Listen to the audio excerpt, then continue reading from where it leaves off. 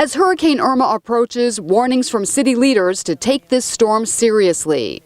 It's definitely a lot stronger storm than we've seen in the last 20 years since Andrew. Unlike last year's Hurricane Matthew, which brought heavy rains to South Florida but was essentially a near miss, Hurricane Irma is expected to pack a punch, a Category 5 storm, the strongest to hit the Atlantic Ocean on record. And in the calm before the storm, a flurry of activity as residents, businesses, and emergency workers prepared for a possible direct hit by Hurricane Irma.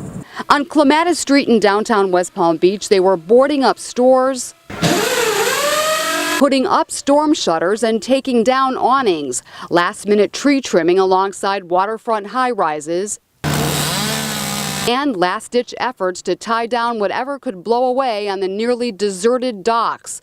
City crews cleared storm drains, but that may not be enough to keep the floodwaters at bay. You have so much water that is coming in at one time from different angles and stuff like that, to where it is going to back up. And as preparations continued for an expected evacuation of coastal areas, plans were made to find someplace to ride out the storm. Some homeless people, like Scott Martin, said they planned to seek out public shelters, but still hadn't figured out how to get there. Well, I just had to get somewhere comfortable, somewhere where I, if I had to go to the hospital, to the police station somewhere. And for many, the worst part in these days before the storm, a sometimes eerie silence and the uncertainty of what lies ahead.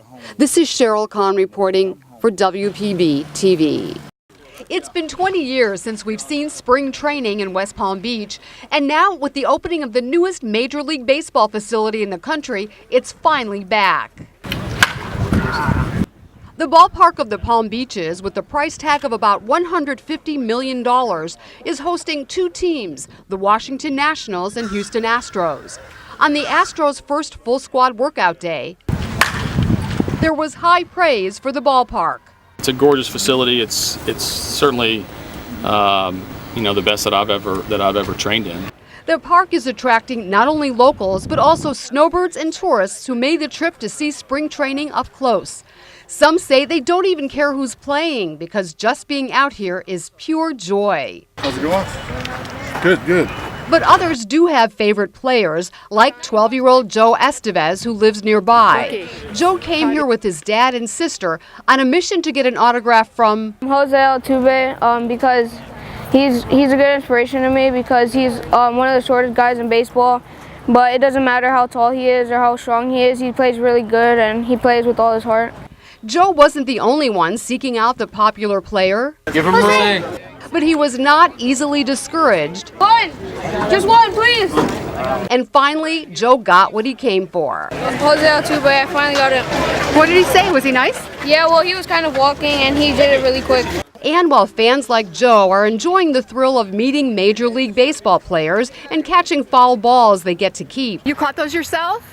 For some local residents, the return of spring training means new jobs, at least for a couple of months. Because that's nice and be easy and they'll take care of you. Many of the ballpark's ushers are retired, but they're more than happy to go back to work when the office looks like this. So here you are. At the stadium, why not? Why not, indeed. This is Sheryl Kahn reporting for WPB TV. More than 700 protesters gathered along the West Palm Beach waterfront, Donald Trump! Donald Trump! getting ready to march across the bridge to Palm Beach, where President Trump is spending the Easter weekend at his Mar-a-Lago club, and where they plan to demand that he release his tax returns. Of course, we want to see what they show. The protest was timed to coincide with the upcoming tax filing deadline, as well as similar protests across the country. Show your taxes, show your ties. The difference here, Trump's proximity to their demonstration, and those who showed up were pulling no punches as to why they came. Trump is destroying the Constitution. This is the greatest threat our democracy has faced since its founding. Oh my God, because this president is obscene. He's dealing with the Russian mobsters. That's why he won't show us his taxes. Because of tight security, protesters didn't really expect to get all the way to Mar-a-Lago with the president in town, but they were determined to try. To resist Trump. In the end, they were stopped before reaching their intended destination, and the president's convoy took another route to avoid them. But many protesters say they're sure he knows they were here and they mean business. What would you say to Trump if he was here right now?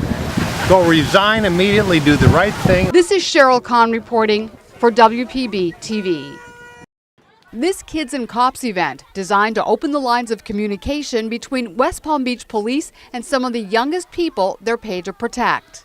I'm happy to be here. I hope you guys enjoy the day.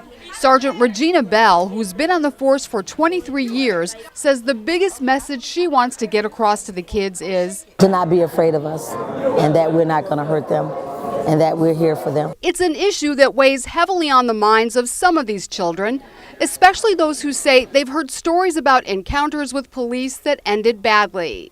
They're shooting for no reason and killing. Officers tried to reassure them the best they could. It's okay to call us.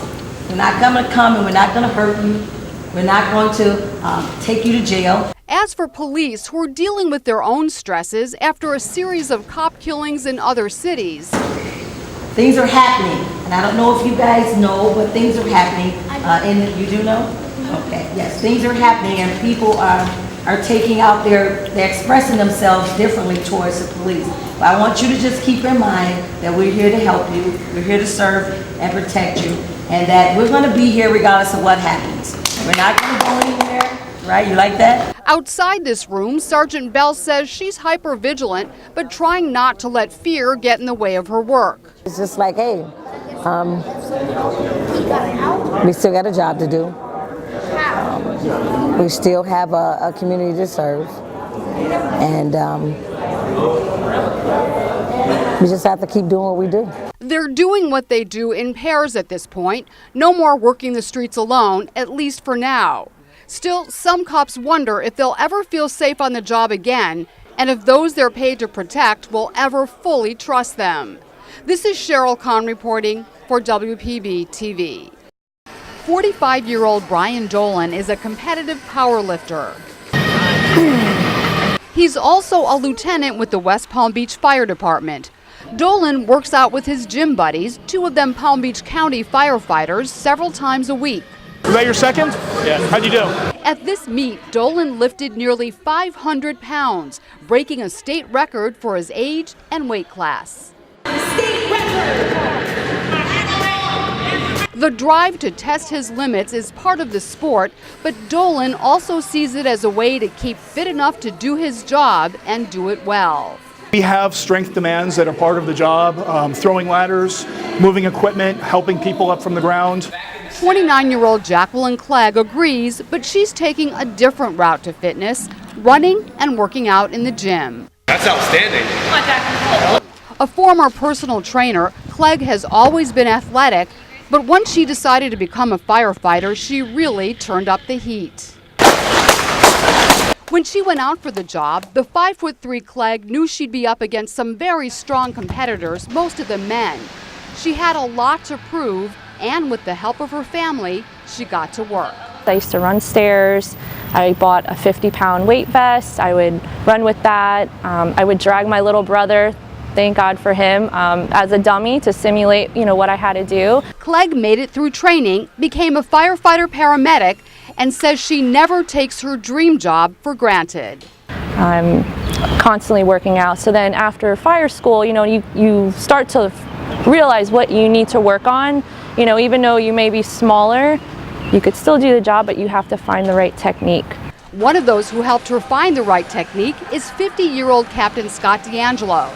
D'Angelo's been a firefighter for nearly 30 years and a hardcore athlete for even longer.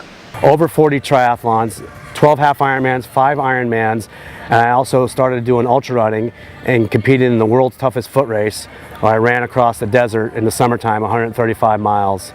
D'Angelo encourages other firefighters to follow his lead and make working out a priority, because he says, in order to do things like this on the job, you've got to do things like this when you're off. And he says staying in shape is even more critical for veteran firefighters like himself. Because it's a very physical job, and I don't want to drop dead at work, and I don't want to drop dead as soon as I leave, as soon as I retire. It just gets a lot harder when you get older. You have to train, you have to work out, you have to make sure your body's in shape. You have to rest when you have the opportunities to rest. Because while firefighters are considered by many to be heroes, they are, after all, only human. This is Sheryl Kahn reporting for WPB TV.